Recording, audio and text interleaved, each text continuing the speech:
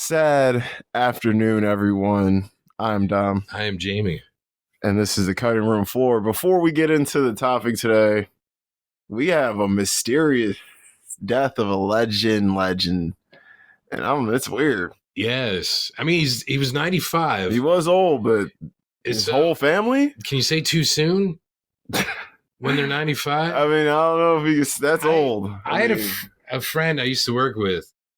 He used to say after a certain age, no matter what you die from, it's natural causes. Yeah, I feel that. So even if you slip and you hit your head on a sink, yeah, if you're like 95, it's natural causes. Yeah, because you probably wouldn't have slipped if you weren't 95. Yes. and I hate to say that, but I had to agree with him. I'm like, I think he might be right. He might be, because 95. I mean, if you live to be that old, like, holy hell. Yes. Yeah. I don't even think I want to be that old. That's old as shit. It is. And depending on like, unless I'm living like Clint Eastwood, still making movies. Yeah, because Clint Eastwood's what, 94 now? Yeah. Yeah. But Gene Hackman is who we're talking about. Hackman. Yes. Superman, Lex Luthor. Yeah. Royal Tenenbaum. Popeye Doyle. Yo, Popeye Doyle. Whoever he played in Unforgiven. Unforgiven, bro. Yeah. A dick, as usual. Yeah. Crimson Tide. He was in Enemy of the State. He was in the Poseidon Adventure. Yeah. I think he played a priest or something in the Poseidon Adventure. Man. And he was in was he in Welcome to Moose Point? What? Oh, he was, yes. Superman 4, the Superman classic 4, yeah. You were just watching, probably his best movie. Was he in No Way Out with Kevin Costner? Or was he in some film with Kevin Costner?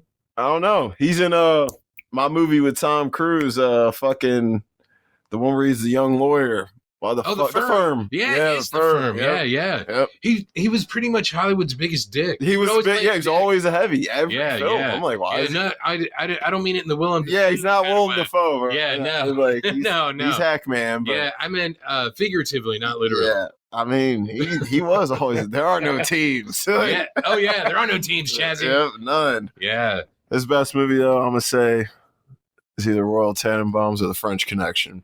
I don't know, one of them two. But I did want to say, believe it or not, because I'd asked you if you wanted to just do. So we're doing just like an impromptu thing before we talk today. He is the guy who made cinematic supervillains great. Yeah. Because without his Lex Luthor, he was the first real on-screen one, like the big example. Yeah. He kind of set that blueprint. Because without him, no in Joker Superman, the movie, you wouldn't have had Nicholson. Mm-hmm. You wouldn't have had Ledger. You wouldn't have had Hiddleston as Loki. Yep. You know, he is that blueprint villain. Yeah. So without him, we have the modern state. Like we even have Willem Dafoe, Hollywood's literal biggest, as the Green Goblin because of Hackman as Lex Luthor. He did set the standard of what a movie villain should be. Yeah, he was in No Way Out with Kevin Costner. Yeah, there you go. Yeah. Oh, he was in The Replacements. Oh yeah, he is in The Replacements. Yeah, he's the head coach. Yeah. I love that movie. Man, he's in a lot of shit. He's in a lot of random shit. Yeah. Rest in peace, Gene. We are gonna cover this when we get more info. Yeah, because this is a weird mystery, and I want to be a little more informed before we discuss it. But today we're going to discuss something a little more right now, a little more less serious. But it's about the death of a pope. It's about the death of a pope. Less serious. We're going to talk about Oscar-nominated. Possible Best Picture winner, maybe at this point on the day of recording this. It is February 27th. Okay, so by the time you hear this, and Sunday is the Oscar. Sunday is the Oscar. Okay. So by the time you hear this, you'll know whether or not Conclave won or not. Yeah. Because it did just win. And Conan's hosting, right? Yes, that's gonna be lit. Yeah. Conclave just won the BAFTA for best feature, and it just won best ensemble at SAG. Beating out Honora, which is kind of the front runner or who people thought for the last couple weeks. Well, see, believe it or not, like, because I just texted you a little while ago, like, I think Honora, I don't know if I said I liked Honora more than this film, but this film has a better cast, better acting, probably better writing, better direction, better costumes, the set designs, the costumes, everything. I was like, it's done to a T. This film is better. It's just Honora is more. It's more entertaining. Yes, I was like, Nora's a more entertaining story. Let's keep it real. Conclave, as good as it is, at the end of the day, it's a film with a bunch of over 60-year-old guys. Like Ray Fiennes, like the youngest dude in here. Yeah. You know what I'm saying? Stanley Tucci's pushing 70, he's probably right? pushing 70. John Lithgow's 79. Yeah, I was gonna say he's got to be close to 80. He looks great though, man. He does. He's John Lithgow Lithgow. I think it's Go actually. Like, he's one of the best actors. He is. He can pull it out. And I keep telling you, well, I don't keep, but I've told you before. I think season 1 of HBO's Perry Mason, he's in it, and you got to see him in it. Bro, season 4 of Dexter, he's the best part of that series. Yes, he plays. Oh my God, it's the best season. He's the best character. Anytime he's on screen, he elevates everything and everyone around him. Yes, because he's has that gravitas. He does. He's a big dude. Big stature. I mean, Harry and the Hendersons. Hey, Harry, I forgot about Harry and the Hendersons. Yes, the world according to Garp, right? So long, yeah, bro. Yeah. Hey, he's also Lord Farquaad in Shrek, the shortest guy ever, and he's like 6'5" in real life. Like, wait, what? Funny as shit. But Conclave, but in all seriousness, I'm actually doing my final Oscar picks tonight. My predictions. Oh, I did want to tell you really quick. I'm Still Here only came out in wide release like 2 or 3 weeks ago. Yeah, in theaters, which is insane. So it's not available digitally at all, so we can't just rent it. Yeah, it's available for pre-order on Apple Plus. I was looking for it because I wanted to get it for you so you could see it before the Oscars, but the way they released it, they're ridiculous. Yeah. And they should have fast tracked this shit when it started picking up all the steam. Yeah, that way people because these independent films aren't in theaters. They're not. Yeah, I'm like, bro, if I want to see I'm Still Here, I'm gonna have to drive to Delaware. Yeah, you know what I'm saying? Yeah, because before that it was released, I think 2 weeks or a week and a half before that, it was released in like New York and LA all major freaking cities. Yeah. New York is far, LA is farther. Yeah. So I wanted to apologize because I know you wanted to see it before the Oscars. It's all good. I'm really upset about it because it's pretty much the only thing I haven't seen besides like the shorts and shit, which I really don't care about. But and in my heart of hearts, I know Fernando Torres gave the best performance of the year, male or female, and I know I'm Still Here is probably the best movie on the slate. And I just haven't seen it to confirm it. Yeah. But I still don't give a fuck. I want Demi Moore to win. I don't care. Yeah. I don't give a fuck if Fernando Torres gave a better performance than Marlon in The Godfather, than PTA, or than Daniel Day in any movie. Yeah. You know, like. Well, look, if they gave that Vanity Oscar to Jamie Lee Curtis, right? Yeah, you got to give it to Demi. I need this. Yeah. I need it more than she does. You need her to get that. I need her to get it. I need that speech, bro. That speech is going to be Yeah, because she was great at the Golden Globes. Great at the Globes, the SAGs, Critics' Choice. She doesn't look like she's sagging, though. She is not sagging at all. Not at all. Man, she ain't looking like a giant jellyfish on the beach. Yeah. She's like, need to roll her back in the ocean. Roll her back in the ocean. Yeah. She's killing it, but Conclave, man. First things first. Conclave has a shot to win at least 3 Oscars. I think it's winning editing. It's absolutely winning adapted screenplay. It's pretty. That's right. It's based on a book. Yeah, this is sewn up for that. And I do think it can win Best Picture. And I think Edward Berger was definitely snubbed for Best Director. We put Jacques Audiard in there for... Wait, he's not up for Best Director? Isn't that crazy, bro? Isn't that nuts? But they put the Amelia Perez dude in there. They put the director of A Complete Unknown in there. The most Oscar bait, boring film on the whole Best Picture list. I still haven't seen it, but I want to. You should watch it. For the music. Absolutely. I was like, the music is good. Chalamet is incredible. Hold on. Did you watch Better Man? You said you were going to. Oh, my God. It's so good. Is it really good? It's good. You're going to love it. And he does a version of Rock DJ in there, doesn't he? Dude, he does a bunch of versions of a bunch of songs. Yeah, because I love Robbie Williams. You're going to love it. That's what I'm like. If you're a fan of him, you're going to like this movie. First of all, the visual effects are insane. The monkey looks real. Yeah. And by about 15 minutes in, he's a human. You don't even see him as a monkey. You're just like, this is the guy. And that was such a nice... I just thought it was a good touch to the film that made it more entertaining and more fun. Yeah. It was funny. You know, it's wild. Tells a good story. The music is dope, bro. The sequences, like, there's some fucking dope stunts and shit in here. Yeah. I was very impressed with it. I'm shocked it bombed like it did, especially in the UK. Like I thought they would come out and see him. Yeah, because he's been a superstar for 30 years over there. Like 80 million records. I'm like, this dude is insane. I'm like, I was shocked more people didn't come out to see it. He's been a star. Like he's in his early 50s. Yeah, he's only 51. Yeah, so I was like, he's still young as shit. So his first solo album came out in 97. And that's like 28 years ago. Yeah. And he's 51, so he was early 20s, and he was in Take That before that. Yep, Take That. Which is like, British boy band. Yep, because they go over that. Yeah, okay. Oh, that's how it starts with him, like, it starts with him as a kid and, like, how he got into Take That. Okay. And then how Take That kind of, he started going crazy and shit. Yeah, because he got kicked out for violating the contract. Yeah, he was. See, I knew all about him way back then. I just love. See, all this will just be a visual refresher to you. Yes, yeah. But it is funny, dude. Like, there's some funny ass parts. And I like that he voices him. Yeah. I think that's cool. And I like that he also was like, tell the story honestly. Because it doesn't make him look good. Yeah. But see, everybody knows because he was like I think he dated a tabloid king, I was going to say. He dated some pop Ginger star. Spice. Yeah. At the time when the Spice Girls were popular. Okay, so that's who. So they changed that. They don't. You see him dating a chick who's in a pop group. Yeah. But they are not called the Spice Girls. Oh, okay. They are called something else. And like, okay.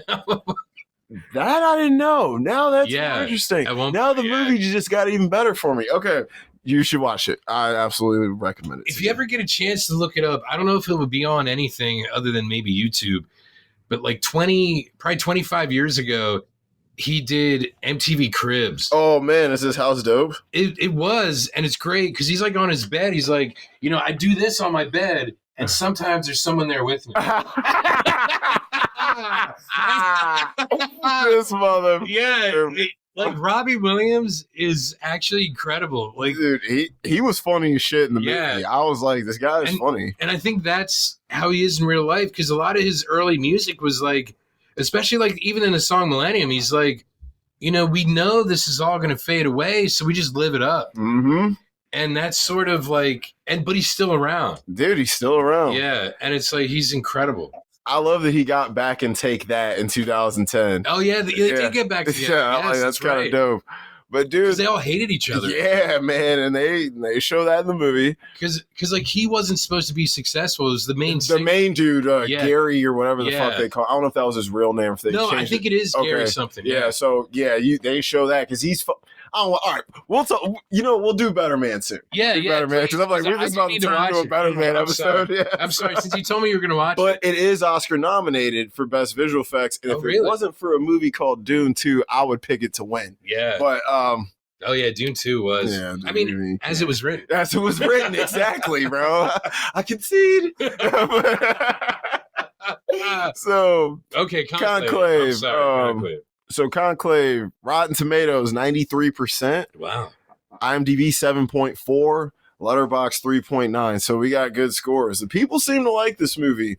People seem to be. It's no one's favorite movie of the year. It's no one's favorite Best Picture movie of the year. But it's one no one would be mad at if it won.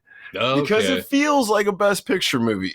But it's not too. It's got some Oscar bait in it, of course. Yeah, but it's not too much. It's not overdone. I don't think. I had a lot of fun with it. Honestly, I think Isabella Rossellini was incredible. She was great. Even though she was only in like 15, 20 minutes maybe. Now, she'll never be her mom. Never. Oh my God, Ingrid Bergman. I know, dude. I know. She's incredible. I know.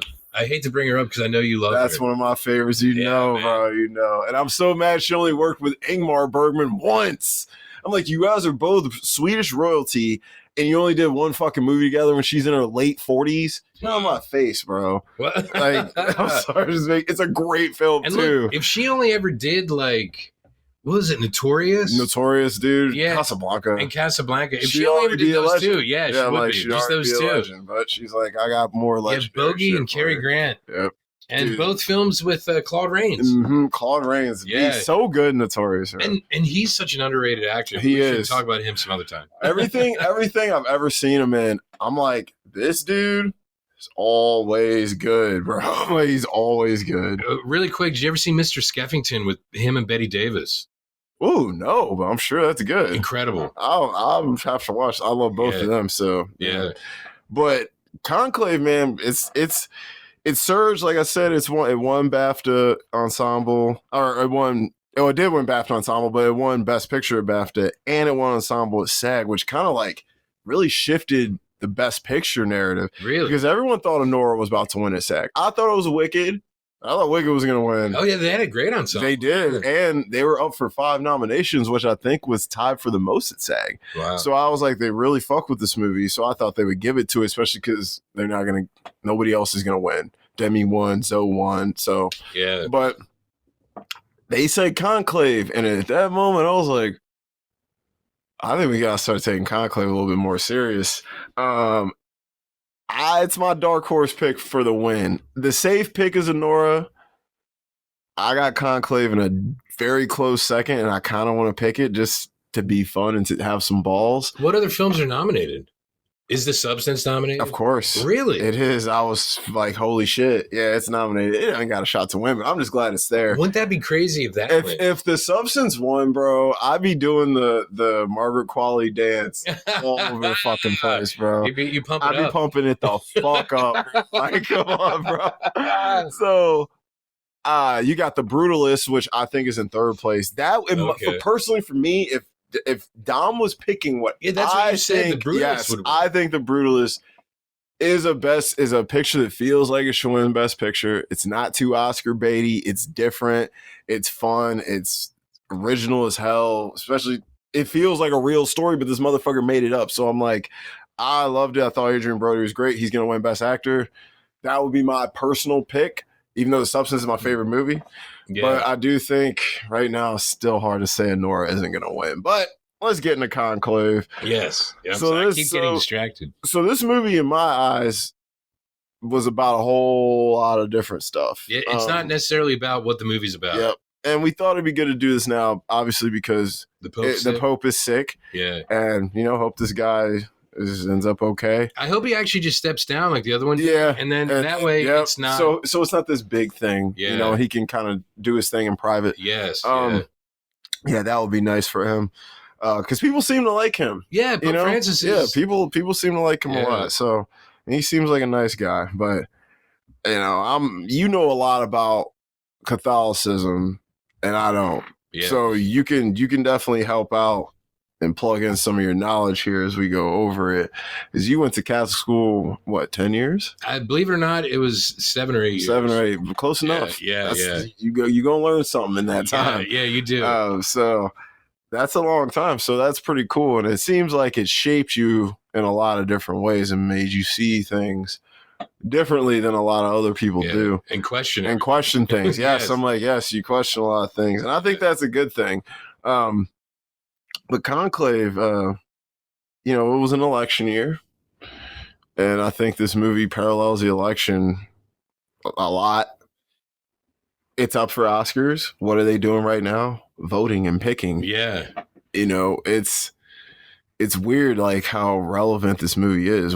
It covers a lot of stuff. We got things about intersex and the crazy thing is it'll always mirror what's going on. It will, because it's always going to happen. Yes, it's always going to be relevant. So it's almost going to be one of those things we could talk about in like 50 years as being timeless. Mm-hmm. And I think that's the beautiful touch to this film.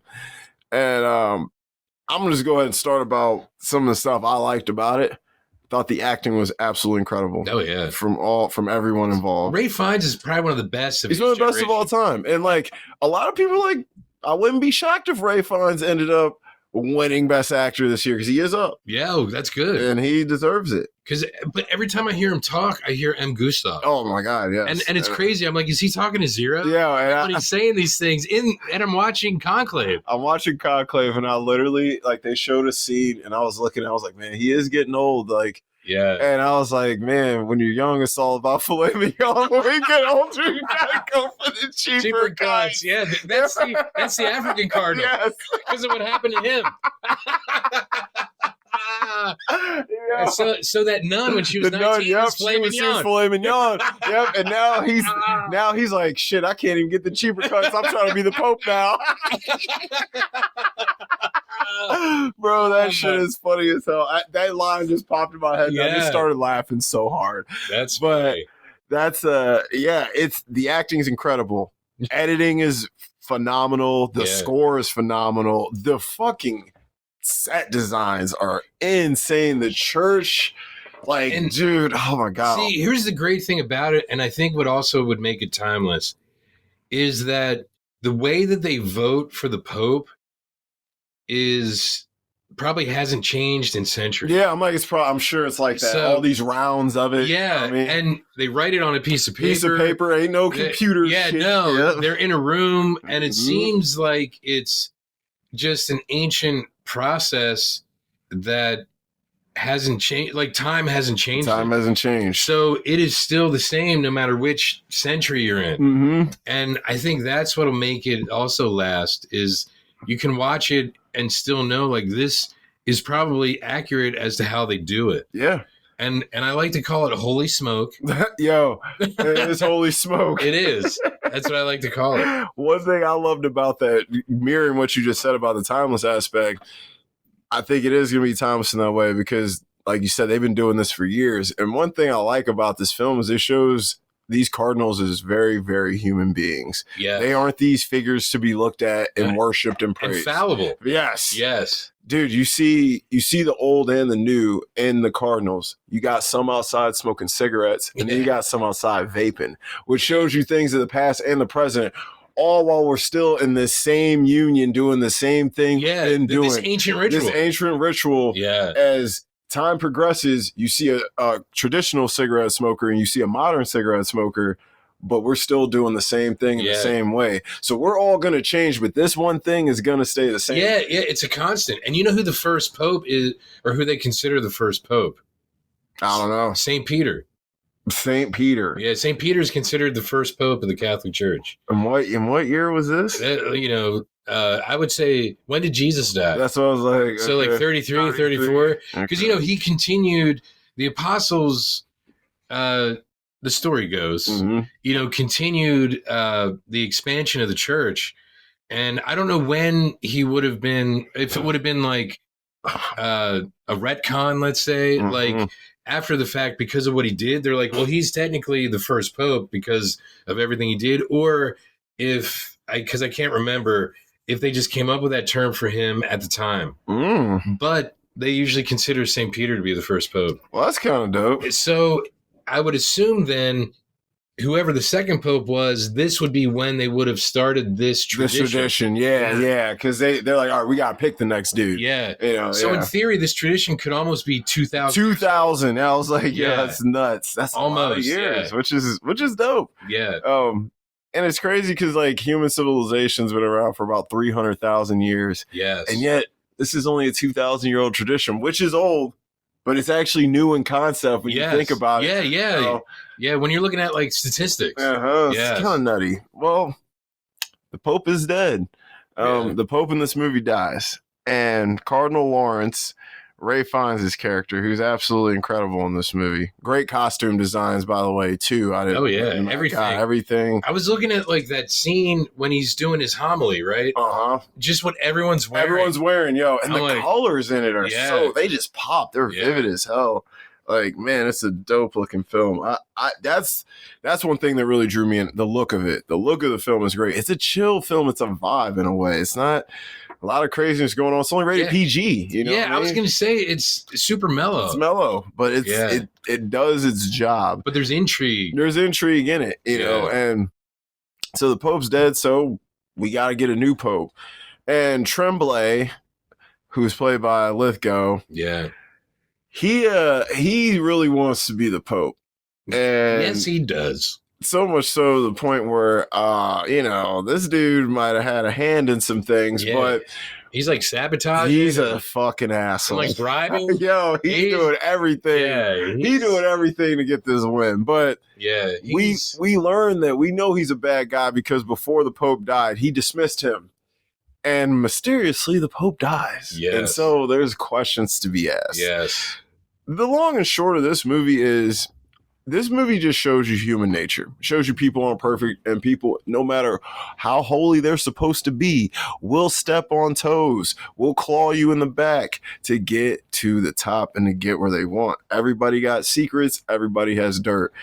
So Ray Fiennes' character Lawrence, he is the what do they call him? The dean. The dean of the college. The dean of the college. So Yeah. he's responsible for making sure all this shit goes smoothly. Yeah. Which is a shitty job. Yeah, he has to run the conclave. Yeah, he has to run the conclave. This is a shit job because he had to deal with all the politics of it all. Because that's all it is. It's all politics. Yeah, because there's so many people from so many different many different places. You got, and that's what.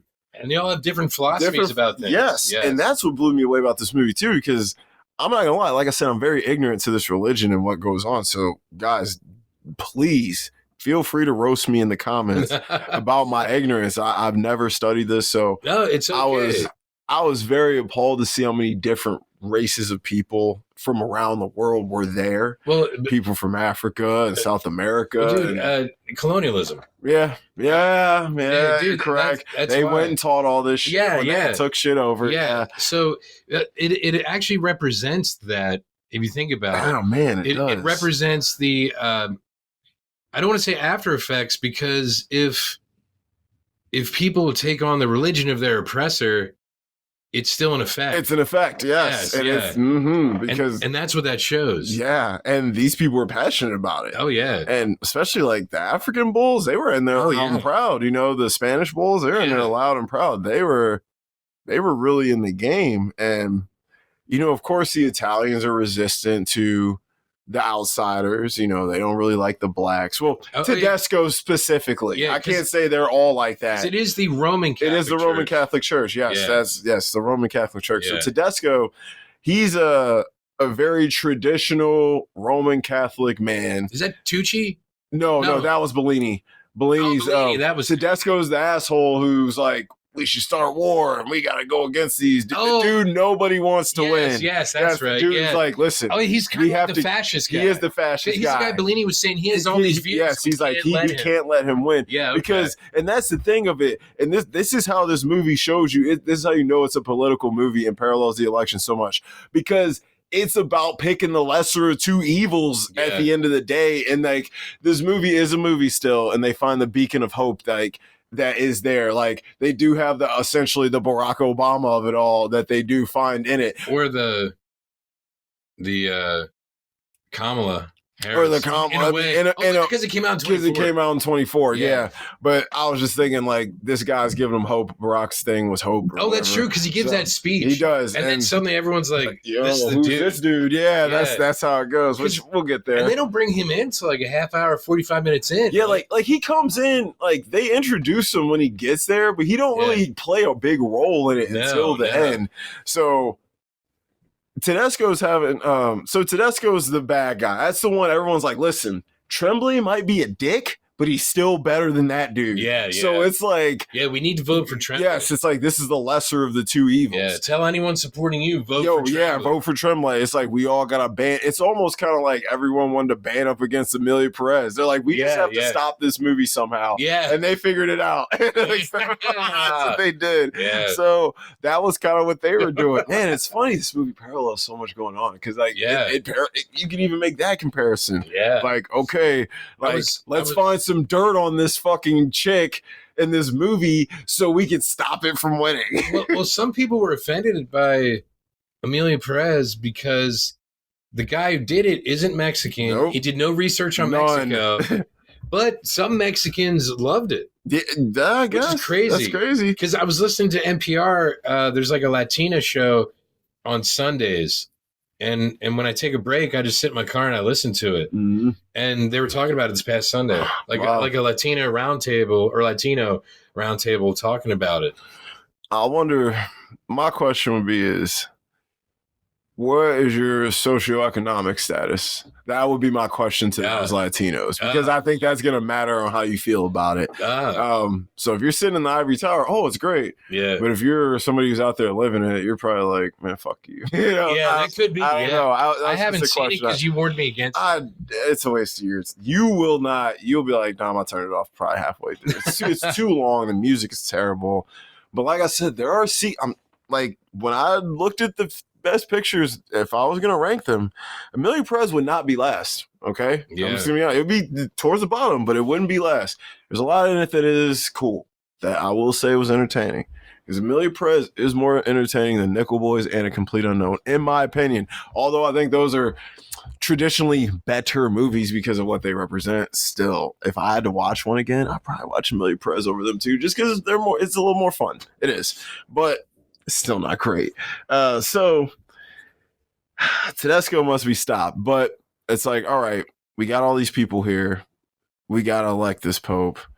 We have in the conclave, and the women have no say. The sisters have no say, Yes. and that comes up later. And I actually think that's absolutely insane that in this day and age, religion hasn't shifted to it's an include ancient them. thing. It is, and that's it's a little bit crazy to me, especially what Rossellini says. Like, he gave us eyes and ears, but and a mouth, and we're basically not allowed to use them. Yes. So God gave us these things that they gave you, but y'all feel like what we got to say here and do don't matter. And I just think in this day and age, because they're doing all the crazy. cooking, all the cleaning, they're doing everything. Without them, y'all will fall apart. Yeah, you know how hard it is to make that. I watch Gordon Ramsay. Yeah, me too. I know how hard it is to make it. Yes, people fuck it up all the time. Yes. So I'm like, y'all eating good. Like, those are some of my favorite scenes, the cafeteria scenes. All the shit goes down in the cafeteria. Yes, everything goes down. It is. It's literally high school. It literally is. Like fights, like arguments and shit. It literally is. So. And the nuns are probably the monitors. They're the monitors, yeah. They're like, all right, cut it out, quiet down, let's go. Yeah. Give me your tray. But, like, so Warren says this, he's tasked with this difficult job of running this, and he's hearing everything and seeing everything, and he doesn't trust Tremblay for good reasons. Because Tremblay's been shady from the very start. He's shady from the jump. And John Lithgow is great at being shady. He really is. And he's great at it in this. And he's playing it up so well to try and make him think, everything's okay. I'm like, God, this guy is so good. Yeah. He could have got a best supporting. Tucci could have got a best supporting. But so we get to the conclave, day one, because it's days of voting and rounds and the politics go into play, just like this Oscar shit. They vote for a while, and as things shift and turn, it changes the voting, just like in this movie. And day one, everybody was feeling, I think it's Adeyemi or however you say his name. I got it written down. Is that the black bull, the African dude? Yeah. They were feeling the African dude, even though they were saying he feels like he was saying some fucked up shit about gays or something. like that. Yeah. Oh, maybe that's the guy I was thinking he was talking about. No, when Tucci's character, he's talking about. He says he don't believe. He said he believes all gays should be prison and burn in hell. All gays should be prison in this life and burn in hell the next. Yeah, one. That's he was actually talking about the African guy. Okay, and he said something else about Tedesco that was a little even more fucked up. But yeah, I was like, wow. I think it was cool to see all these different personalities with all these different beliefs. Because you got all these people from all these other countries. They all believe in other shit. Yeah. They all know, there's no mutual consensus that this should be that way or that should be this way. And I thought that was cool to see in this movie because that's how life is. No one's going to agree on everything, especially major issues and topics. Yeah, there's still cultural differences. You believe. You guys, believe. I'm using air quotes. You have this blanket of the religion. Yeah. But there's different crumbs on the carpet. Yeah. So, you got, that's what, like, so that's what it is. So when you vacuum it up, you're getting Cheetos, Lay's, and Cheez-Its. So, the Africans had their things. The Spanish guys had their things. The Italians had their things. So everybody had their shit. And it's like, guys, we got to pick what shit we want to smell. Because it's all shit. It's some of it's good, sure, but it's all shit. And at that point, I was feeling Bellini. I was like, I think this guy should win. He seems to be the most neutral. Stephen Lawrence was like, dude, go push. Yeah. And it was kind of sad when they go through the first round of voting. He was like in 5th place or something. Yeah. And I'm like, it just shows you that a lot of people are still very past, their minds are still in the past, because he was very, very forward thinking. He was, women, sexuality, race, everything. He was very, if you were going to compare it to politics, he would be on the left. You would call him a liberal or whatever. Whereas someone like Tedesco or Adamai, however you say his name, the African guy, or even Tremblay would be considered probably more on the right. And, and then you got Benitez, the guy they end up picking. He probably falls somewhere in the middle, which is where the best thing is going to lie typically, because there's going to be good ideas on both sides, but some get extreme on one side and some get too extreme on the other. And that's usually where problems come in. So it's about finding the closest balance. Yeah. But these guys are feeling the African dude. They're feeling he was up by a lot. And Tremblay was like, shit. Yeah. I'm about to lose, dog. He's like, I'm about to lose. So he gets some dirt on my mans and finds out that the African guy had fucked a 19-year-old when he was 30 and knocked her up. Which, I mean, that's illegal, at least in the United States. I'm sure it's legal wherever they're at, he was probably a priest. He was probably, yes, which that's the problem. Because it's like, if you were a regular dude, I mean, hey, it happens. Yeah. You know what I mean? Whatever. You fell in love with a 19-year-old, no thing. But that was a problem. And no one knew. Yeah. And there's a showdown in the cafeteria. They start he brings the chick there. Tremblay brings the chick there. Yes. And they start arguing in the cafe. And she's a nun. She's a nun, yeah. And so, of course, Cardinal Lawrence is like, God damn, I got to deal with this shit now. And he's like, all right, Sister Agnes, let me holler at her. And she's like, listen, you don't need to worry about a tray, bro. You got a whole conclave to run. He said, listen, bitch.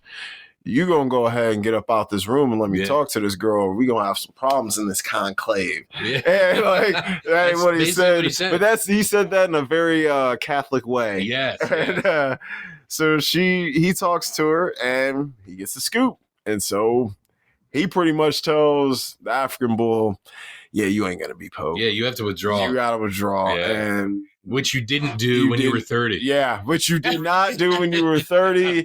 You kept your name in the hat and you were picked. Yes. So, but he did say, he's like, I don't even know if the baby's mine. I mean, she was 19. She could have been clapping mad cheeks. Who knows? Who knows? But that's a direct quote from the film. That is right from the film. He said she could have been in all kinds of cheeks, bro. He's like, it's 2024, right? Can we get that paternity? If it ain't mine, can I still get back in? Yeah, Be like, but the dude is fucking like 30 years old or something. Yeah, Dude's old as shit. That African dude is at least 55, at least 60. Yeah. Like, so this kid is at least 28, 30. So I'm like, who gives a fuck at this point? But they do. It's a scandal, and it's something people can look at. And you black, bro. Like, let's just keep it real, bro. That is not a way you want to go in and start being the Pope, especially as the first black Pope. You definitely don't want that. Just because they even thought, they were like, we're gonna have a first black Pope. Just really quick, if you look at certain history books, it's called the Dark Ages because there were black popes. Oh, really? I'm not saying you'll find that everywhere, but there may have been brown popes in the past. Damn. They just don't really talk about them as being brown popes. We gotta get them out of here. Well, in the film, they say he's the first black one. Yes, so we'll stick to that. But that's an interesting. I might have to do some research, watch some YouTube videos on that. But so he was, it was kind of looking up for him and his folks, and that shit got shot down immediately. And we're like, well, goddamn. So now Cardinal Lawrence, a lot of people think he would be a good pick. Yeah, but he doesn't want it. He doesn't want it. Because he didn't even want to be the dean. He don't want to be the dean. This motherfucker ready to bounce. Yeah. He is conflicted with his, things. He is very conflicted. He's like, let's get this shit over with so I can pack my bags and get the fuck out of here. I think he was ready to leave religion altogether. Yeah, it seemed like it. And the more the conclave went on, the more he wanted to do it. Yeah. He was like, bro, I do not want it. Because it comes to a point where it's like, dude, you almost got to do it. Yeah. And it's like, he's like, fuck that. Yeah, because they're kind of like, he's the only one who can. Because he is the only one who ain't got a bunch of hidden secrets. You know what I mean? He's the only one he's the only 100% stand-up guy. Because so after the African dude, his shot gets shot down. Now we're looking at Tremblay, because Tedesco was kind of like next up too. It was like the African dude, then Tedesco was up, and then it was Tremblay was like in third. And oh yeah, and that's when they're like, we got to get behind Tremblay, and they're like, and even Bellini, and Lawrence is like, bro, you looking at Tremblay? He's this, he's that. Lawrence finds out all this information that Tremblay's been hiding things. He tampered with the post-death. He tampered with the post-death. He found out he got the African chick sent there to fuck with the homeboy. Like, he's finding all this fucked up shit about him, this snaky ass shit. And Bellini's still endorsing this guy. Because Bellini doesn't want it. He doesn't want it. Even though he's probably the best guy for it. He's the best guy for it. He don't want it. Yeah. And he's like, listen, I don't care as long as Tedesco isn't in there. And he's like, you want to have a guy in there who believes in this, this, and this? And he's like, we've had worse. And I'm like, dude. And that kind of pissed. And obviously, Bellini, he apologizes later. But I was like, damn, dude, I thought you were different. I didn't think you would just lay down and accept this. I think sometimes, you have to be like. You got to bend sometimes. I get that. Yeah, but it's almost like I hate to say it's like, well, that's just the way it is, because that's where they might not be as democratic. Yeah. What I mean? Yes. They're like, listen. It might be like there's definitely some hands that slam down and say, fuck this. You know what I mean? Yeah. And I think because they've had obviously shitty popes, as you said, in the past, it's kind of like, we'll just get through this one and then the next one might be better. And it's like, it's such a bad mindset, but unfortunately, it's the mindset that's been adopted in any kind of democracy we've seen pretty much throughout time. Whoever you pick, somebody's gonna be mad. You know what I mean? Somebody's gonna be pissed. Somebody always gonna be pissed. There has never been an election where everyone wanted the same guy. And the sad thing is, like, well, I don't know, maybe when Kennedy was elected. Yeah, he was probably one of the most popular of all time. But like, the Pope is supposed to be like God's spokesperson on earth, but he's picked by man. Picked by a dude, a regular dude, a dude who has dirt, secrets, and lies. Yeah, it's a dude picked by other dudes. Yep. So to be the dude. Yeah, to be the dude. So why don't they pick Jeff Bridges? Yeah, right. He'd be a great Pope. Love him. It's a bunch of old dudes with outdated mindsets on a lot of things, picking the dude who's supposed to be the voice of God, and that's a flawed system to begin with. Yeah, it is, because and that's why I think I get upset usually, even though I was raised Catholic, went to Catholic school, Catholic church, and all that.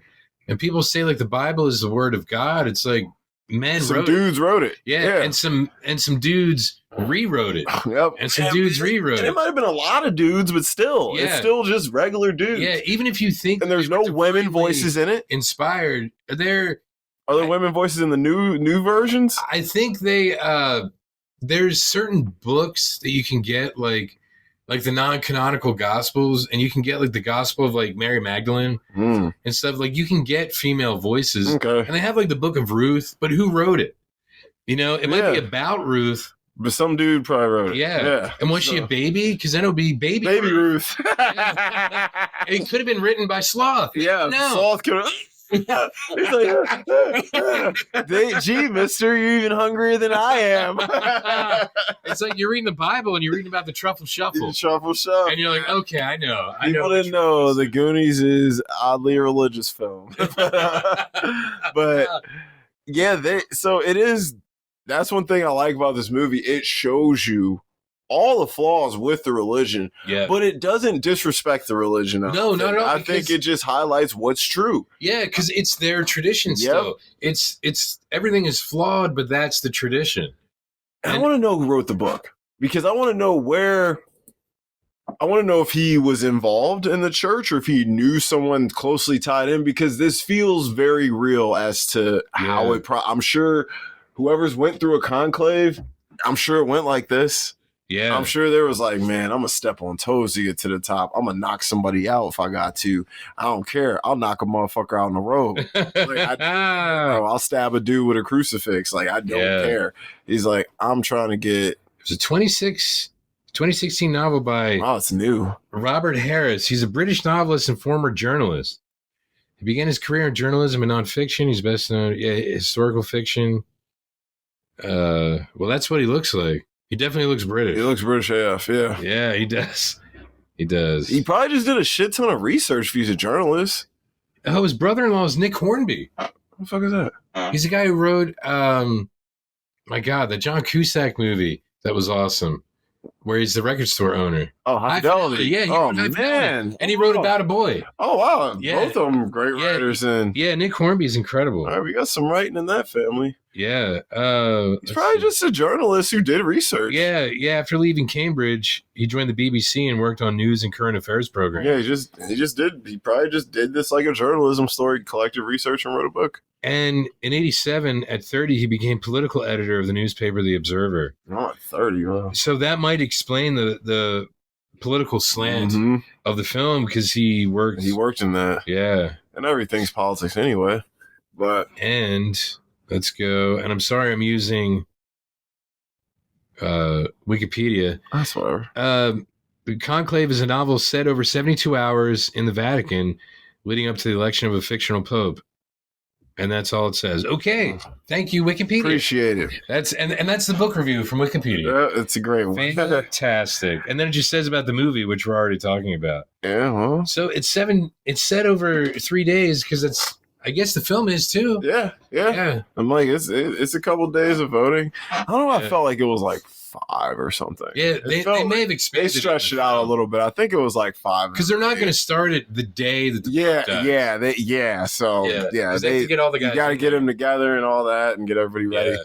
So basically, now he's presented all these things about Tremblay to everybody. He didn't call Tremblay out publicly in the cafeteria where all the shit go down, and they're going back and forth, and he's lying to everybody, trying to plead his case, and yada yada yada. And Rossellini steps in, Sister Agnes, and comes in, and she got Oscar nom. Did she? Yeah, she did. Best supporting. I hope she gets it. She will not, but it's absolutely Zoe Saldana at this point. She hasn't lost anywhere. Okay. Yeah, she's running away with it. But Rossellini gives an incredible. It would be a great late career. She's never gotten one. Yeah. She's been around for a long time. And Nepo Baby. We were talking about Nepo Baby. Another Nepo Baby. Yeah. So Roberto Rossellini was her father. Yep. So and obviously Ingrid Bergman's incredible. So she comes in and she gives one of the best scenes in the movie, one of the best speeches, and basically tells them to stop acting like fucking babies, because us women have had to sit back and watch you guys act like kids constantly and bicker and fight, and you guys don't even give us a say. And it's a really good moment. And I'm like, I think they covered all the bases in this movie, man. They showed the dangers of democracy, the real true human nature, and how people can be no matter what your position is. And honestly, when your position's higher, you're probably even going to be more of that. And you mentioned something that I find interesting, because it's the dangers of democracy when it's in the hands of people that haven't experienced life. Yes. Because I worked at a place before where I took care of nuns. When they were older and couldn't take care of themselves. That's an interesting gig. And they were some of the most demanding, terrible residents I ever had to take care of. Wow. And I think it's because when you give your life up, let's say to God, as a nun or a priest, you don't have romantic relationships. Yep. You don't have kids. Yep. You don't have any of those responsibilities that grow you as a person. Yeah. Being in relationships grow you. Yes. Your relationships are with Jesus. And you get a lot of education, and you get a lot of experience in different ways. Because I knew a lot of nuns that had a lot of degrees, let's say, because they went to college. So they were nurses and whatever else. And they would go out and let's say, fight on the front lines for civil rights way back when, and blah blah blah, but they're still white. You know what I mean? So they don't really know. They're just helping because that's what they feel like they're supposed to do. Yes. And so you didn't really experience what the people you're fighting with experience. You got some secondhand experience. Yes. And that ain't the same all the time. Yeah. And they're just so demanding, because I think they were used to only having themselves to take care of for so long. So there would be let's say it's breakfast, because I would work 7 to 3 doing whatever.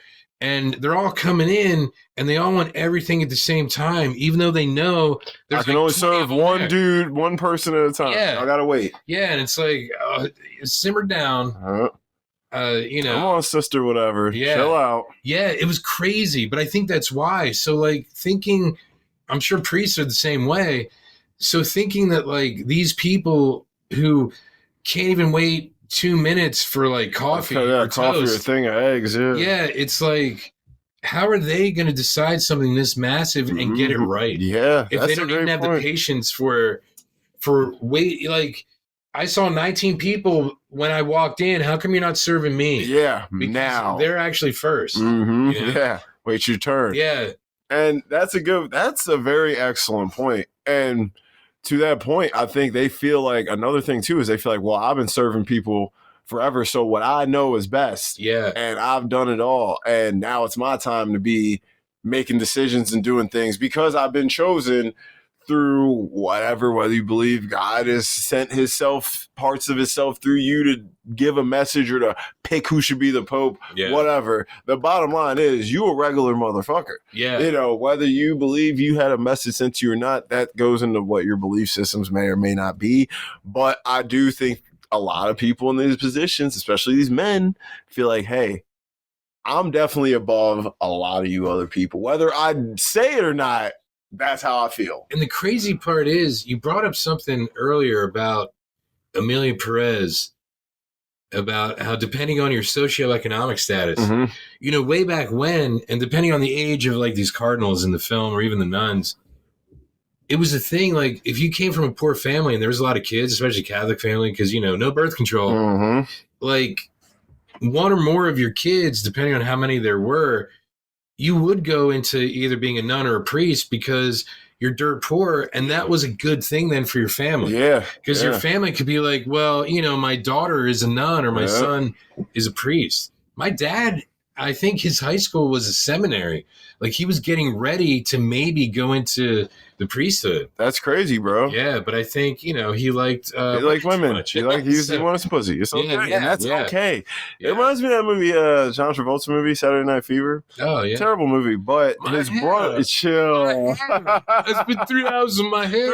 You had to go and touch it. Yeah, chill. I'm sorry. I can't stand that movie. Yeah, but it's terrible. His brother in that movie was training to be a priest. Yeah, and that was a big deal. That was a huge dude. The family was like, oh my, that was like, they thought it was going to change their lives. Oh yeah, exactly. And when he pulls out, they treat him totally different, bro. And I was like, damn, they really was banking on this motherfucker to do that. Well, yeah, because it honestly elevates the status of your family. Yo, they were like, the mom's like, well, how am I supposed to go and show my face now? And this, that. And I'm like, damn, is it that serious? So, honestly, I think you're right. Yeah, there was a time when it was, and it was glamorous in a way. Whereas now, you know, they're having trouble like recruiting because it's not as glamorous to give your life up for the poor. To be poor. To be poor for the poor, and to not enjoy any of life's pleasures after off. Not at all. Not at all. You telling me I can't believe there's no glamour in that. No glamour in it. None. Like, I can't listen to rap music. Yeah. I can't. I guess you could. Yeah, it's Christian rap, I guess. Yeah. The clean shit. Yeah, right? I'm like, I want to hear that shit. You can't, bro. You can't drink a beer every now and then. You can't get drink wine. Oh. Every day when you do math. Yeah, I guess so. A little bit, though. You can't get drunk. And then you can't get no pussy. No. Giving up the cheeks? Unless you have a cat. You're right. You can pet some pussy. Yeah, that's about it. That's about it, you know? Yeah. And it'll purr back, but that's it. Terrible. But yeah, man, so they Tremblay, they like, okay, this ain't the guy. Yeah. It's too much. Yeah. But they're like, it's looking like Tedesco now. And it's like, oh, fuck. Yeah. What do we do? And everyone's like, Lawrence, you got to do it. You got to do it. And he's like, no. But he does start feeling like, fuck, do I have to do this just to save humanity? Yeah. You know what I mean? Yeah. Like, do I have to? And we get an explosion. A car bomb. Yeah, car bomb. Car bomb explodes. And then a guy... it's a car bomb and a dude. And a dude with bomb strapped up. Yeah, huge terrorist attack. Yeah. And the bomb is a cool scene where it blows the window in at the church and the light and the dust beam through it. It looks so good. I'm like, the cinematography and the lighting. Dude, everything. I'm like, all the filmmaking tricks in this were just all on point. What else has Edward Berger done? All Quiet on the Western Front. Oh, the new one. Yeah, that's really good too. Man. He's younger than all these guys he was directing. He's only 54. Really? Yeah, I'm like, man, this is a real mature film for someone that young to make. Yeah. Because I was having a hard time. The hardest thing for me to recast was director. Because I thought about like someone like maybe like Francis Ford or like maybe Scorsese. He's done Sam Mendes.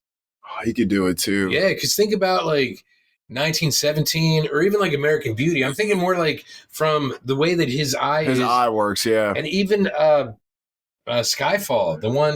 Yeah, he did do Skyfall. Yeah, I always forget that's a great film. Yeah, I mean, he also did Spectre, which was okay, but Skyfall's the one. Skyfall is like one of the, if not the best Bond. That's a top 5 Bonder out of all the ones I've seen. That's a top 5. Yeah. Right? I still love Casino Royale too, though. But Casino Royale, you wouldn't have Skyfall without it. Yeah, you need it. So yeah, but yeah, the car bomb goes off, and like, dude, they get in a heated debate in like my favorite room that they were hanging out in the film. There's so many different set designs because it's a big church. So they go to a lot of different rooms, and they're all cool. That one was just the lighting, dudes.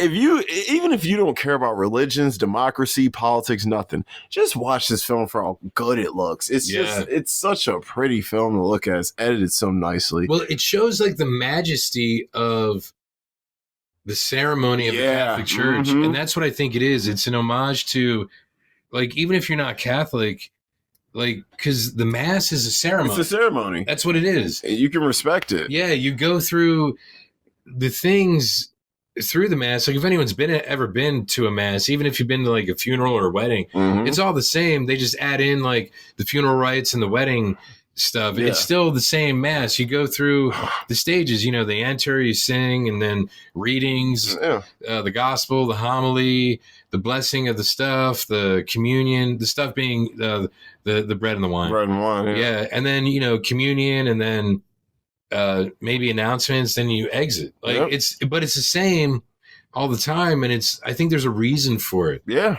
And it's apparently been that way for 2,000 years. 2,000 effing years. Yeah, and and the Mass scenes are dope. Like they make everything in this movie look probably more fun and cool than it actually is. And there's a regality to it. Yeah. Yes, yeah. Like Everett Berger really took what could be so boring and dull and really pump some life into this. Because if you're Catholic, you take it for granted. Yeah.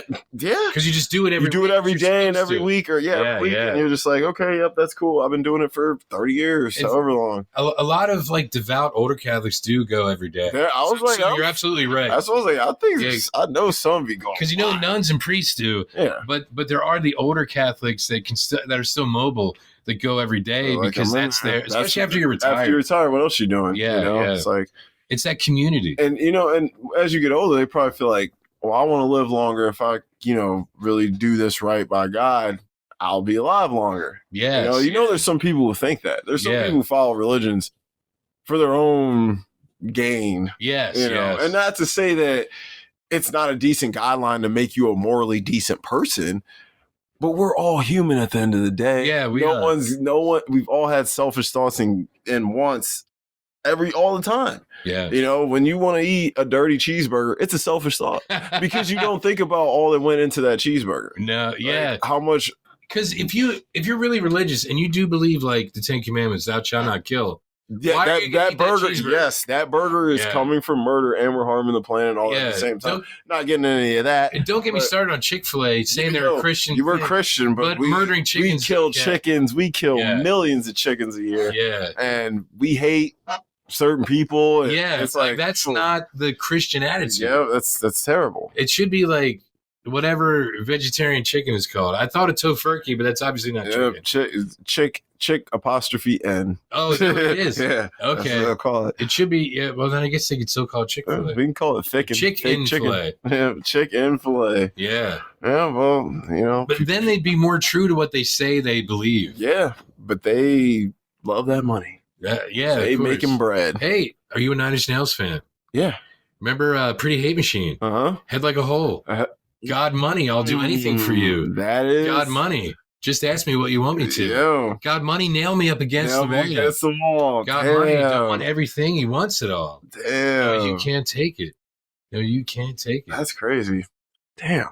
Well, God, that was like 37. I'm gonna walk into a Chick-fil-A and put that on. Yeah. They'd be like, "Sir, can you get your ass out of here?" But look, early 90s Chanel's, man. Trent Reznor. I know he does like movie soundtracks and TV soundtracks now with Atticus Ross, but he's had a lot of success in that. Oh yeah, Like, he even did the soundtrack. He and Atticus Ross to the Watchmen TV show. Yeah, I'm like, that's been where going people first hard a noticed lot. him.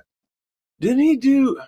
Did he do the Challengers score this year? I think they both did. Yeah, because he works with Atticus Ross. That was the best score of the year. Yeah. Like, and it should have been, it won awards everywhere else. It just didn't get an Oscar nom somehow. Yeah. So I'm like, I'm pretty sure they did Challengers, or they did a big movie this year score. Hold on really quick. Quick aside to what we were talking about earlier. Mark's mom texted me earlier about Gene Hackman, R.I.P. I was like, and I told her I was watching Superman 4 in honor of him. And then she was like, you know, she loved him as Royal Tenenbaum, of course. She just texted me and I missed it. Mississippi Burning. Oh, yeah. That's a good one, too. Oh, how do we not even think about that? Yeah, I know. Isn't that terrible? God, I'm just going to say you are right. You are right, man. Yeah, because she's a big movie fan. Nice. And I think she's I think she also loves Don't Forget the Popcorn. Oh, by the way, just awesome, so you know. Awesome. Just so you know. She's the best. Yes. But that's dope. But so they're in this room and they're discussing this attack, and Tedesco, he's like, we gotta fight against these dudes, and we can't let them do this and that. And he's basically like ready to get militant on these dudes and like go out and kill some people. Yeah. And I'm like, Tedesco, this is clearly not how it's written. Yeah, and that's not as it was. No, that is not as it was written. And think about like we were just talking about like the 10 Commandments, right? Thou shalt not kill. And even like Jesus, even though some people would be like, well, that's Old Testament, baby. We're New Testament. Yeah. Jesus was like, turn the other cheek. Yeah. You got 2 up here, 2 back here. 2 back here. You can turn both around. Yeah. So, and yeah. He was going crazy. And like, there were some people who agree with him, but obviously all the top dogs were like, we cannot let this guy be it. Yeah. He is talking crazy. He's going to ruin our reputation, all this reputation we've been fighting so hard to keep decent with all the other scandals they've had in the past. And that's when bring that up. That's when Lawrence has that great speech about like war and stuff. Yeah, right? that's fighting. Yeah, Benitez comes through. Lawrence has a speech, but that's when Benitez comes in. Because Benitez like talks about Lawrence's speech, doesn't he? He does, but he comes in and he's basically telling him like, look, I've been out there. I've seen what it is. And look, I'm in Afghanistan. Yep. He's like, he gives that wonderful speech that kind of everyone was like, what about this guy? Yes. It's almost like Jesus himself. Just walked in the room and just stole everyone's heart. And that's what he did. And so they're like, dude, let's do it. Let's do it. And they go ahead and they pick this motherfucker Benitez, who is the quiet new guy that people were being racist to and stuff like that. Because they didn't even know if he was a real colonel. Yep, they didn't know. Yep, they were like, who is it? They're like, they were like, we shouldn't trust this outsider. And they like, and basically Lawrence is like, what do you mean? He's one of our people. We need to treat him just as the rest of us. And so everyone's on board until we find out that this dude, he said, I went to the doctor and I found out I had a uterus and ovaries. Yeah. And he gives this, and Lawrence, he confronts him, and because he's like, dude, you said you went to this clinic. Yeah, let's talk about that. Yeah, what did you have done? And he was like, well, I was going to get a hysterectomy. And it's like, I thought only women got those. But he does say he decided that God made his body the way it is, so he's going to leave it like that. But he's like, listen, if I didn't tell you that, if you didn't know any of this, you would have just saw me as what you've been seeing me as. Yeah. Beneath the guy as I am. Yeah. Whether I'm male or woman or male, you saw me as someone fit to do this. Yeah. And don't think just because I got some ovaries and a uterus that I can't be a pope.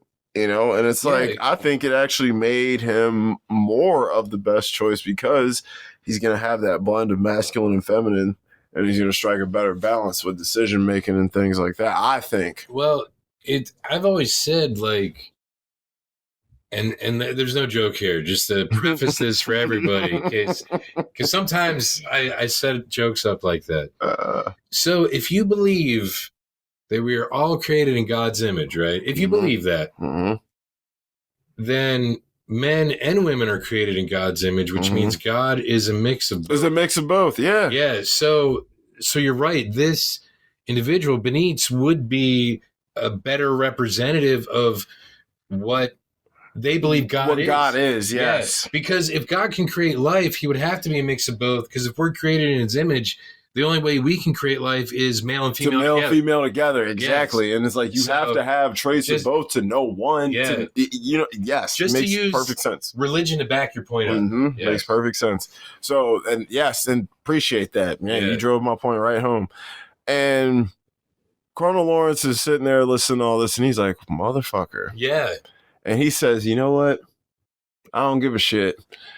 Let's do it. This is the guy. Yeah. They let the white smoke out. Yeah. He comes out. He takes a walk out in the courtyard. Pretty much is like, God damn, I need one of them cigarettes or one of them vapes these guys had. And anyone have anything strong? Right? He's like, anybody got any Mary? Fuck this wine. Where the whiskey? You know what I'm saying? They're like, dude, I need something real. Yeah. And it pretty much ends like that. He walks out and he looks up and he decides that the idea of someone being how God created them is enough. It's enough. And it kind of like nullified any argument anyone could have because he decided not to change himself from how he was created. Yep. Because and I think that shows a strong connection to God there. Because like everyone else was trying to change who they were as who God created them to be. Like John Lithgow and the African dude. They were trying to hide the shit they were. This guy was actually honest about it when confronted with it. He's like, I told you everything. I didn't lie at all. Yeah, the Pope even knew and he still promoted me. He knew. He said he knew all about my situation. Yeah. In fact, he's intrigued him. He intrigued him, obviously. Because I think, didn't they find that like the Pope like paid for him? He paid for him to go. Yeah. He was the man. He really, which said a lot about the former Pope. Yeah. You know, I'm like, this guy is clearly a decent dude. Well, you know? I don't know. Was he a decent dude? Because he was trying to get him to change who he was born to be. Yeah. Well, you know a decent enough dude to overlook that. Oh, yeah, because he's still promoted. Because I think he's like, I see what you mean. I think he's like, if this I is what want you you want, I to will be. help. Yes, I think this will make your chances better. Yeah. So I think he was looking out for him. Like, if you're willing to change, you'll probably have a better shot. Yeah. You know, and I will help you with that if that's what you want. Because obviously he didn't demote him after he's like, I don't want to do this. I don't want to do this. He's like, well, you're a good dude. And the Pope obviously knew my time's coming to an end. Yeah. So he wanted this dude there. And he's like, this dude he knew. The Pope knew. He set it seemed like he set everything up. It sounded like he set Tremblay up to fail. Yeah. And that Tremblay, that's it. Yeah, Tremblay. It sounded like he set Tremblay up to fail and this dude to succeed. Yeah. So, man, now I don't even think about it like that. Now I just made it way more brilliant. Yeah. And that's the beauty about doing these. Yeah. We fucking break shit down and see different angles. Yeah. And that's the film. And, you know, now that we talked about it, I did enjoy the film better. Yes, that's what I was like. Because it's deeper, man. Because on a second watch, now, because I know the whole story, I'm looking at other things, and I'm like, this movie's doper than I think I even realized before. Because I'm like, my original Letterboxd score, I gave it a 4, and I gave it a 1-sentence review, and I said, we all got secrets. That's what I said. But after this, I moved it up to a 4.5 because I was like, dude, I really enjoy this film. I do. And I'm not into religious movies. Yeah, but it's the performances, though. They kill it. They do kill it. They kill it. And all the costumes and technical shit, too, is really dope. I don't know.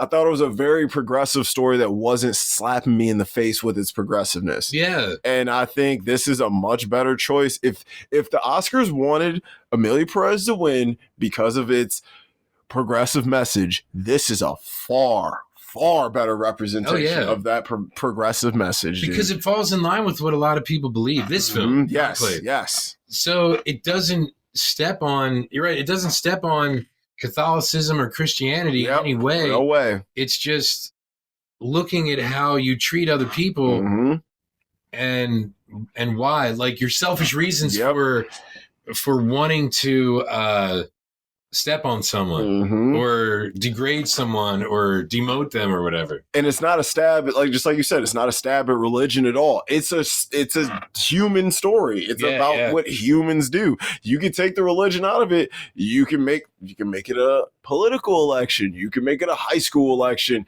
You can make it whatever you want. Alexander Payne would have to direct it. Alexander Payne would have to direct it. Maybe he'd be a good choice. He would probably be really good. Yeah, I think I might. Actually, now I'm thinking about that.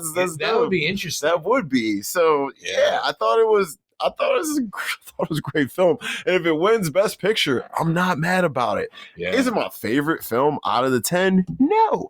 But I do like it. I remember after you watched it, you were talking about it like, I really liked this movie. I did. And I'm like, I really couldn't explain why at first, but now that I've watched it again, I actually can explain why, because I really picked up on the themes hard on the second watch. Yeah. And I'm like, there's a lot of them and a lot of good ones.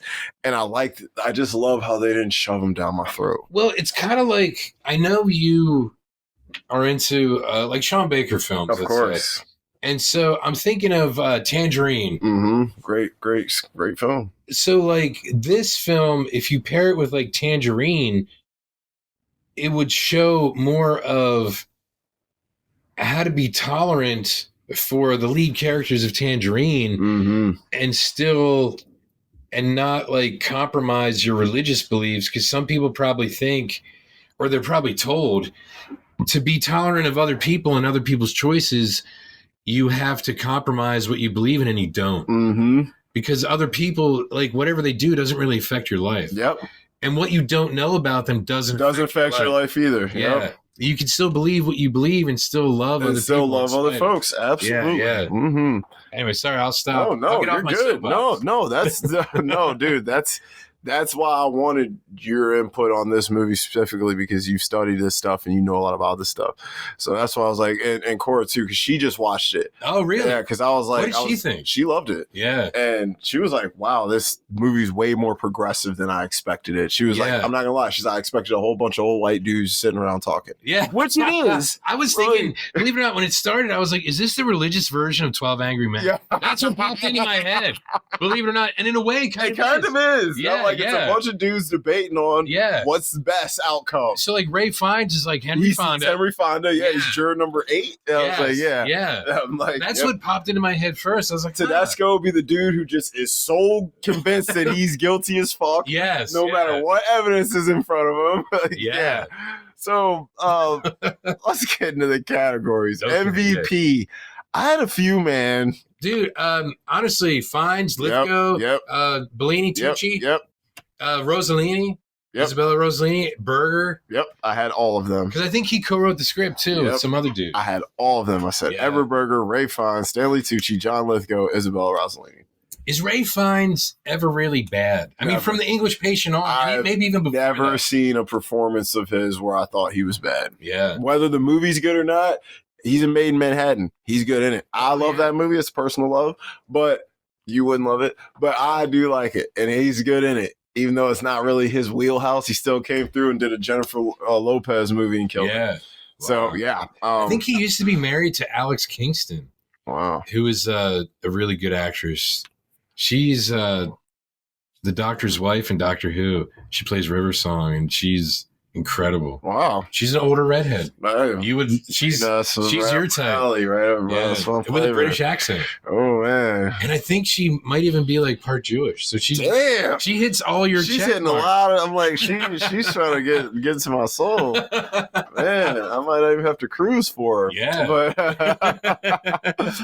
peak season, bro. God. I had Berger. You know what? Yeah, because Stanley Tucci, even in like this ain't his. He's The Devil Wears Prada. Yeah, dude. Incredible. I was like, and even as the Doctor in Captain America: The First Avenger, he was good for the 5 minutes he was in it. He's always great. I think Tucci's peak season is Big Night that he did back with your boy Monk. Oh, okay. That's a long 90s. time ago. Yeah, that's like early 90s, 94 maybe, 5. Yeah. Isabella Rossellini as well. Very good in that. Oh, wow. Yeah, but he's the main character, absolutely kills it. Oh, Tony Shalhoub. Yep. Yeah. I think they're brothers in it, and they run a restaurant, and it's an incredible film. It takes place in Italy, doesn't it? It's here, but they're from Italy. Oh, okay. And the whole thing is they're thinking about moving back because the restaurant's failing. It's a lot. So it's like they have one big last night and they have this crazy dinner, and it's so good. You should really watch it. Yeah. Yeah. So I have Burger. Yeah. Because dude might win Best Picture. Yeah, that's true. Yeah. And he got hella snubbed for Best Director, bro. They put Mangold and Odiar. Not be if you have the Best Picture, how could you not be Best Director? You have him in Best Picture, editing, and adapted screenplay. How do you not get a Best Director now with the adapted screenplay? That doesn't make any sense. It's kind of crazy to me, but whatever. Yeah. And like, don't get me wrong, I love Coralie Farger for what she did with The Substance. I'm way more shocked she got in over Burger. Yeah, yeah. You know, this Burger felt, everyone was kind of like, wow, every Burger didn't get in? That's fucking crazy. Yeah. Like, everybody was shocked. So, best quotes. I'll just run through some. Go ahead. There's a lot of great ones. There's a lot of good ones, man. I know I missed some, so sorry, guys. He is with God now. Yeah. Talking about. Oh, my God. Wait, hold on. Just the sound design. When they're getting the Pope's ring off. Oh, man. That was, yeah. You hear that? Oh, yeah. And that's never a good sound. No, never. Dude, this movie's done very well. And then the get, like, taking the ring apart. Oh, I love that part. Yeah, that shit like, was for dope. some reason, I was like, I didn't realize they did that. Yeah, I was like, neither. I didn't know that. I was like, that's cool. The sounds and the vision, everything. Yeah, anyway. Sorry, go ahead. Hell arrives tomorrow when we bring in the covenant. I was like, oh. No sane man will want the papacy. Oh, the papacy. The papacy, sorry. Yeah, no, it's all right. He was too fat. They had to split the seam so he could get into it. They were talking about they were even talking about some old religious dude when he died and how they got him in the robe or whatever. Wow.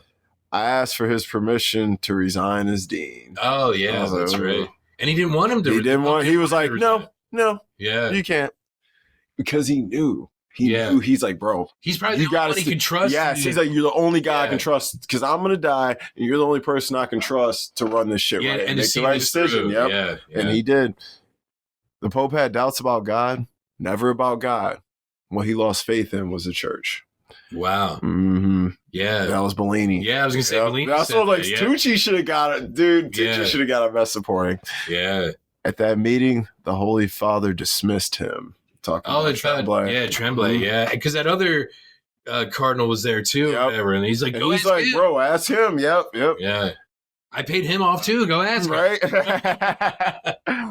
I no longer know what my duty is. Wow. So, how many Catholics are there in Afghanistan? They asked that. Yeah, I was like, are we sure the Holy Father was competent when he made this appointment? I'm like, well, isn't that awful? That's awful, right? Yeah, you're right. There is a lot of like racism in there. Yes. And obviously sexism, racism. Yeah. So many men and women of different cultures are bound together by faith. Yes. Without Rome and the tradition of Rome, things fall apart. I was like, Have you ever read Things Fall Apart by Chinua Achebe? Yeah, I had to read it in school. Yeah. I actually did like it. Yeah. Tell him I stand for respecting other people's faith. Oh yeah, Bellini again. Mm-hmm. Yeah, I'm like, he has a lot of good ones. Yeah, and that's actually, he was really progressive. Mm-hmm. Right after that, I stand for everything that Tedesco does not. Yeah. I was like, they hated that motherfucker. Yeah, he's like, tell them I stand for everything he does not. Mm-hmm. Yeah. The men who are dangerous are the ones who do want it. When he's saying like, want the power. He's like, I don't want this. Yep. Yeah. And they're like, because you don't want it. He's literally Timothy Chalamet.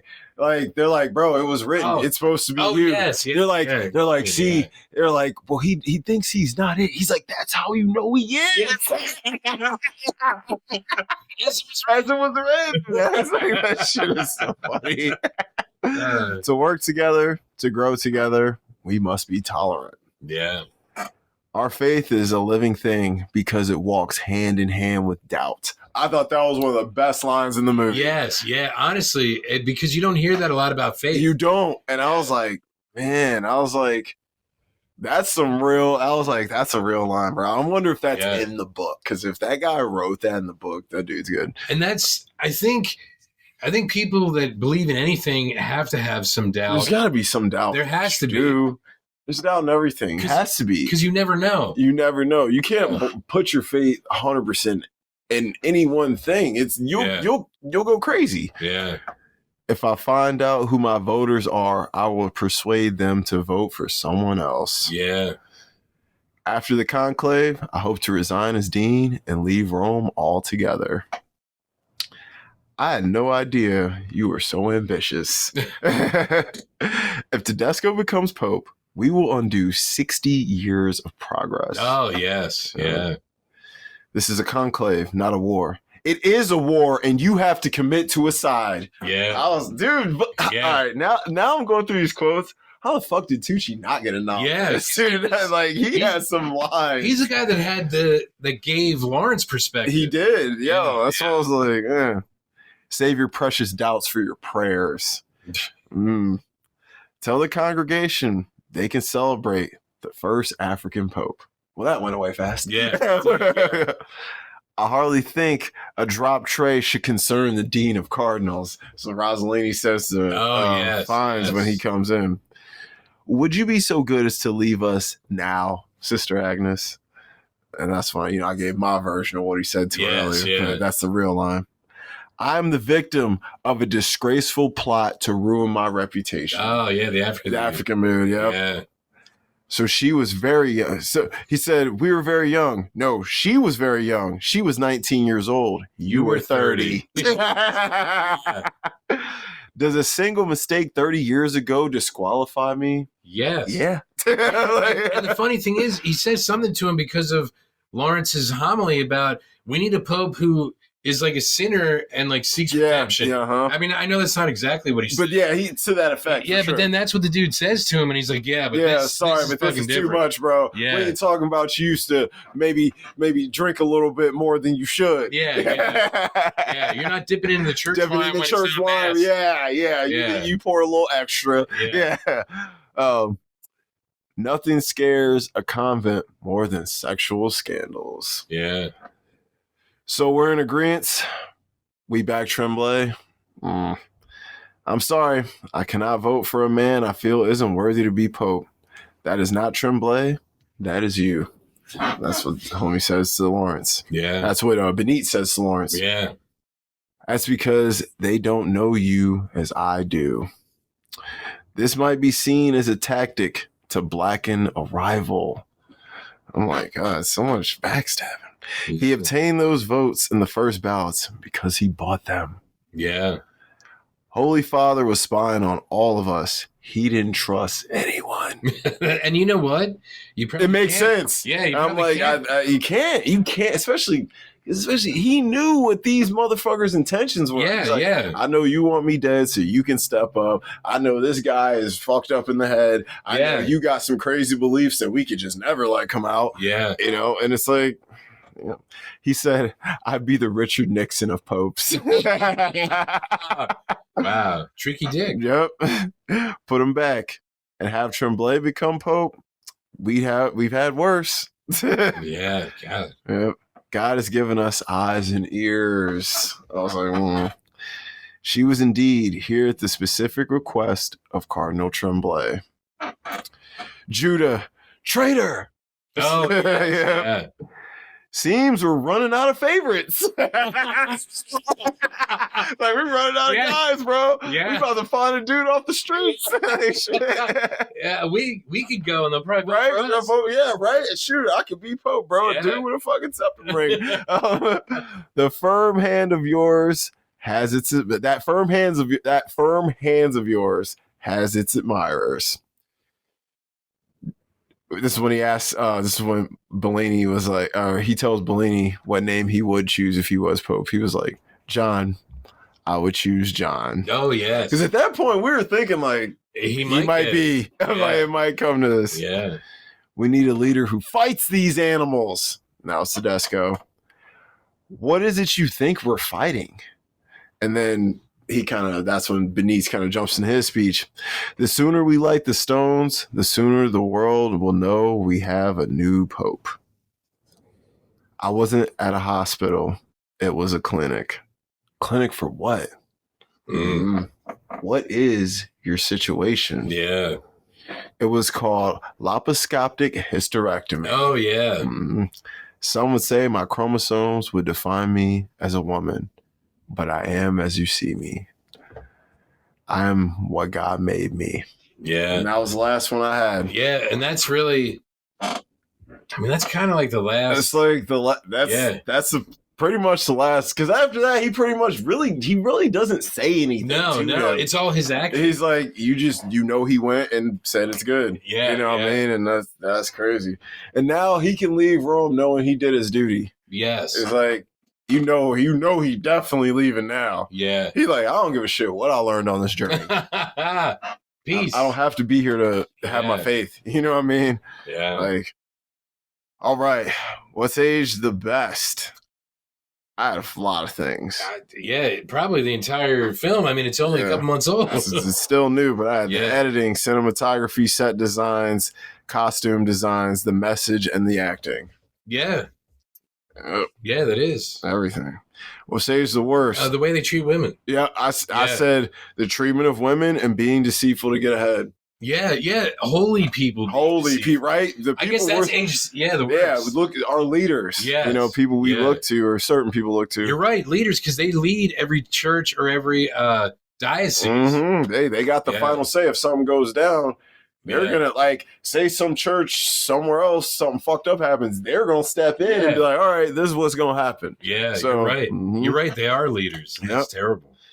Most rewatchable scenes. See, the whole movie, I don't have a ton of them because the whole movie is one long ass rewatchable scene. But I had the opening scene when they first have dinner together in the cafeteria. A lot of these are cafeteria scenes. Because there's a lot of when Lawrence confronts Tremblay about his meeting with the Pope before he died. Yeah. Lawrence's first day of the conclave speech. Yes. When he's speaking, dude, Ray Fiennes was good. He was speaking like Italian and Latin, all that. I'm like, man, he really brought some languages up. When they start voting, I just love that part. I don't know why, I just love that part when they're reading off how many each of them got. Yeah.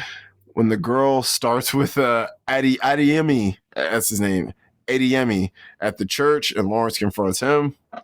When Lawrence tells Tremblay he needs to resign. Oh, yeah. When everything comes out in the cafeteria with Tremblay. Oh, and Tremblay's just standing there. And Rossellini's speech, too. Yeah. The explosion. Yes, yeah. Benitez's speech about war. When they swear in Benitez. And when Lawrence and Benitez talk about his gender. Yeah. And that's pretty much the film. Yeah, that is, yeah. Best characters. Who you got? I want to hear who you got. Believe it or not, Lawrence. Yep. Bellini. Yep. I did like Tremblay, believe it or not, even though he's also one of the worst characters. He could be a best and worst. Yes, because he kind of shows you he's trying to portray himself as the best, but he is the worst. He is the worst. So he kind of like walks that line. He does. He walks that line. But his acting is A1. His acting, I mean, So maybe I'm just confusing his acting with being great. Yeah, I mean, well, that's why he was an MVP. Because he killed it. And Benitez, because he just kind of is himself, and Sister Agnes. Yep. I had Lawrence, Agnes, Benitez, and Bellini. Best characters. Yeah. For worse, I did have Tremblay and Tedesco. Yeah. But like you said, there is an argument to be made. You can understand Tremblay's actions as a regular human being that's not hyper-religious. Yeah. You can understand. Yeah, as a fallible. Yes. But for someone who's supposed to be infallible. Yeah. He's the worst. He's the worst. That's why I'm like, that's why he's bad. If this was a regular election or somebody trying to get a promotion at work, I'd be like, listen, Tremblay's just doing what you have to do to get ahead in life. But in this situation, no. Like when he was standing there after Sister Agnes said what she said about him bringing that other nun there, he had that look on his face like, we're in love. Right? That's why Alexander Payne has to direct this, right? He's like, but we're in love, bro. That scene, because that is so funny, bro. He said her pussy gets so wet. You would not believe it. I'm like, bro. One thing you need to know about Safety Quick.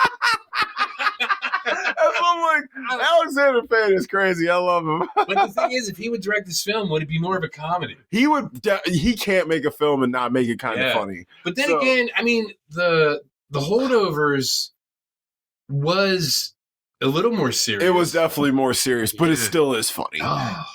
Great film. Fucking classic. It is a great film. So we're doing recasting next, right? Yeah, recasting Couch. Lawrence. Paul Giamatti, if Alexander Payne's directing. All right. You beat mine. I'm sorry. I just thought of it just now. I can't believe I didn't think about him. That's great. We're rolling with that. I had Gary Oldman. You know, Gary Oldman's incredible. Yeah, I stayed British. He's the right age, but I like Giamatti way more. He would play Lawrence so well. Because he can bring like so much gravitas. He can. Because he can be stern. Like that's it. All right. Yep. We're going with that. For Bellini, I think I got a good Bellini. Okay. Mark Strong.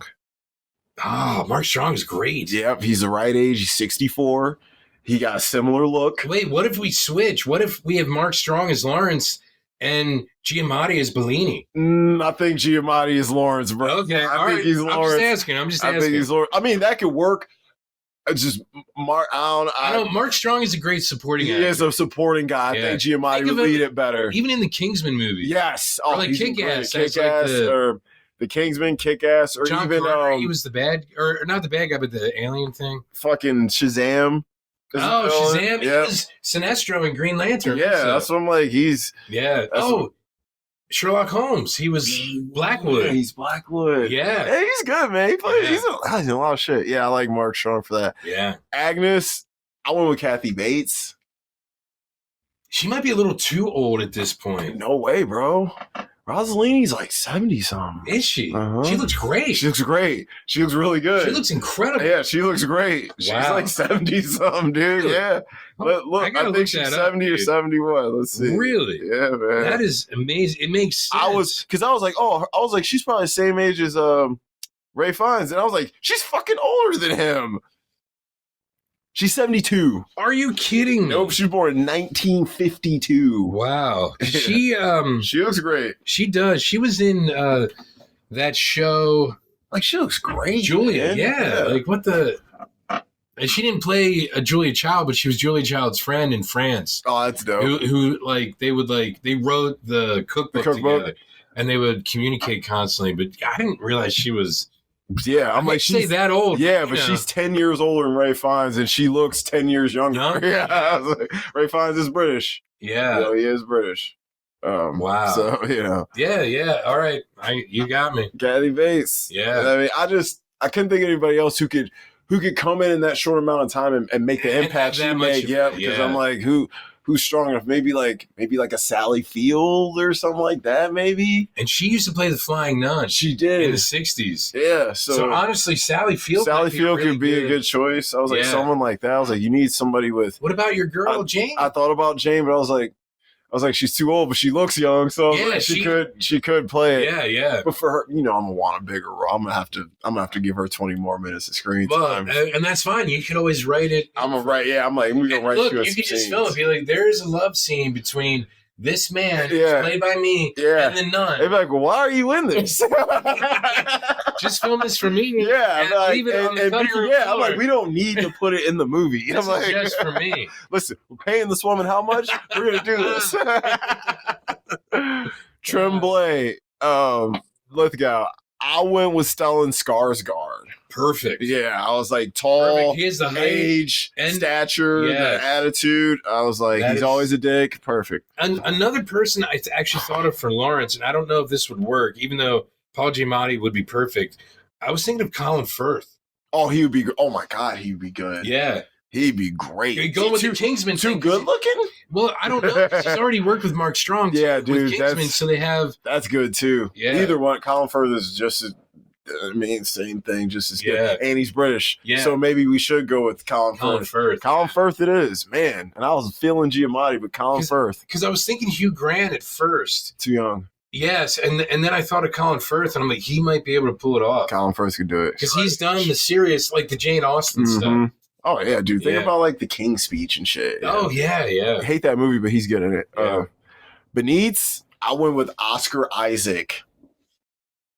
I couldn't think of those small Spanish-y looking guys. I was thinking of the dude that's in Andor. Oh, Diego Luna? Yeah, Diego. Oh man, he would be really good. Yeah, but would he be? He might be too young though. Yeah, I was like, he's young. Yeah. That's what I was like. Oscar Isaac would be. Oscar Isaac, and even though he's a little, he's younger than them, but this guy was younger than them too. Pedro Pascal. He would be good. But he's he too won't, big. But he won't shave his mustache. He won't, and he might be too tall and like masculine. Yeah, that's looking. true because he like Oscar Isaac's a little bit smaller. Yeah. That's why I thought of him. No, I think that's a good pick. Yeah, Oscar Isaac. And Oscar Isaac, he got the gray. I mean, he looks a little bit older. Yeah. And I think you're gonna love my Tedesco, Jeff Goldblum. Perfect. Yeah, I was like Jeff Goldblum in anything. Anything, yeah. Look, he might be a good Tremblay too. He would be a good either or. Either one. Yeah, we could swap the Tremblays. Yeah, because Skarsgård could play Tedesco, but Goldblum looks more Italian, and Skarsgård would be better as Tremblay. Yeah, he would. I think you're right. He just look wise, like because Tedesco's got to be Italian. Goldblum, he looks like he could be Italian. So I don't know what he is, but he could play Italian. Goldblum, he's probably Jewish. Yeah, absolutely. Yeah, for sure. Director, I think we found it. Yeah. Payne. Yeah. The Payne. Bring the Payne.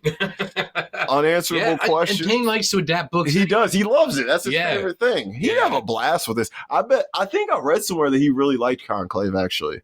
So he probably was like, shit, I could have did this. Yeah. Unanswerable questions. I only have one. How did it work out with Pope Venetz? Yeah.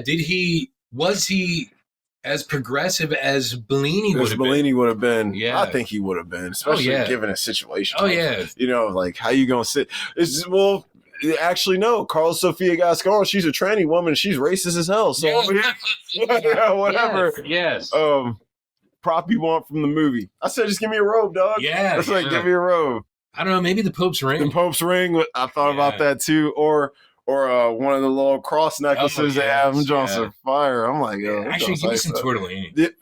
Yeah, we hungry, right? Yeah. Shit, that's rare. How often do you get tortellini? Freshly made. Probably get that once a year, if that. And you saw those nuns that were made, and they were ancient. They knew exactly. I'm like, these chicks been doing this since 1957. You know what I'm saying? Like, they've been doing this for a minute. So. That's the film, man. Yeah. Like, now we broke it down. I think you're like, you know what, bro? Should it win Best Picture? Wouldn't be a bad win. It wouldn't be, and you're right, because it would actually be a win for, like, more... I think it'd be a humanity win. And also, like, the message, it's subdued. Mm-hmm. So it's not, like you said, it's not in your face. It's not slapping you in the face. Yeah, especially because the mushroom tattoo on the face. Because the fucking main thing about it that turns it all around, you don't get to, like you said, the last like 7 minutes of the movie, bro. Yes. I'm like, the movie's basically over. You're like, oh yeah, we about to wrap this shit up. And you're like, hold on, what? Yeah, what? If you left the theater early because you're like, oh, this shit's over, you fucking missed it. Yeah. So they're not gonna elect the Pope. I'll see you guys. I'll see y'all later, bro. Like, it's gonna be Lawrence anyway, whatever. So it's like when we went to see No Way Home and that dude locked his keys in his car. Yo, Daryl, man, I was like, he's like, bro, what I missed? I was like, everything. Yeah. He's like, why are there 3 Spider-Man? Yeah, he was like, wait, where'd this motherfucker come from? I was like, bro, like I said, he came from... I'm like, listen, you wasn't getting the bitch unlocked now anyway. You should have just waited. I would have just waited. I'd be like, you know what? I'm going to enjoy it. I paid my money to watch this. I'm going to go ahead and watch it. Yeah. But grades, man. I'd say a solid A. A solid A for me, man.